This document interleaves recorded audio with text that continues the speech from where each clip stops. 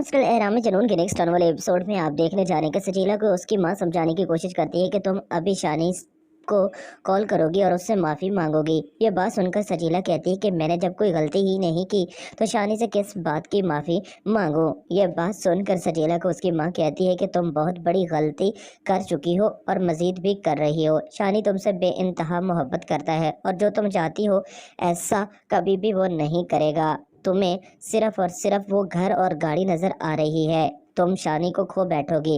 एक मोहब्बत करने वाला शख्स ही औरत के लिए सबसे बड़ी नेमत होती है और शानी तुमसे बेइंतहा मोहब्बत करता है। इस पर तुम्हें तो खुदा का शुक्र अदा करना चाहिए, लेकिन जो कुछ तुम कर रही हो तुम्हें लगता है कि शान से तुम्हारी हमदर्द है।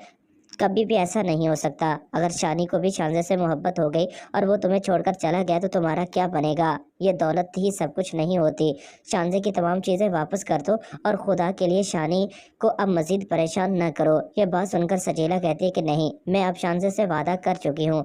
दूसरी तरफ अब आप ये भी देखने जा रहे हैं कि कामरान साहब एक बार फिर शानी को बुलाते हैं। शानी को कहते हैं कि मैंने आज तक कभी किसी के सामने हाथ नहीं जोड़े। मैं दोनों हाथ बांध कर कहता हूँ कि खुदा के लिए मेरी बेटी को अपना लो।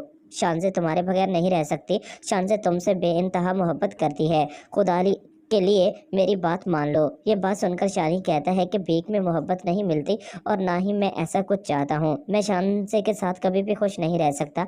शानजे मुझसे मोहब्बत करे या ना करे, लेकिन मैं उससे कभी भी मोहब्बत नहीं कर सकता। मैं आपकी ये बात नहीं मान सकता। ये बात सुनकर अब कामरान साहब बहुत ही ज़्यादा परेशान होते हैं। उसे तो लगता था कि शानी उसकी हर बात मान लेगा, लेकिन शानी साफ इनकार कर देता है कि ऐसा नहीं हो सकता। मैं कभी भी शानजे से शादी नहीं करूंगा। ये बात सुनकर अब कामरान साहब बहुत ही ज़्यादा परेशान होते हैं और वो शानी को कहते हैं कि तुम्हें जितने पैसों की ज़रूरत है मैं तुम्हें दे सकता हूँ, लेकिन खुदा के लिए ऐसा मत करो। आज से पहले मैंने कभी भी अपनी बेटी की आंखों में आंसू नहीं देखा, लेकिन आज मैंने उसे तुम्हारे लिए रोते हुए देखा है। शानी, खुदा के लिए ऐसा मत करो। अगर मेरे बस में होता तो मैं अपनी बेटी की खुशियाँ खरीद लेता। यह बात सुनकर शानी कहता है कि मैं इस तरह किसी की खातिर अपनी मोहब्बत कुर्बान नहीं कर सकता।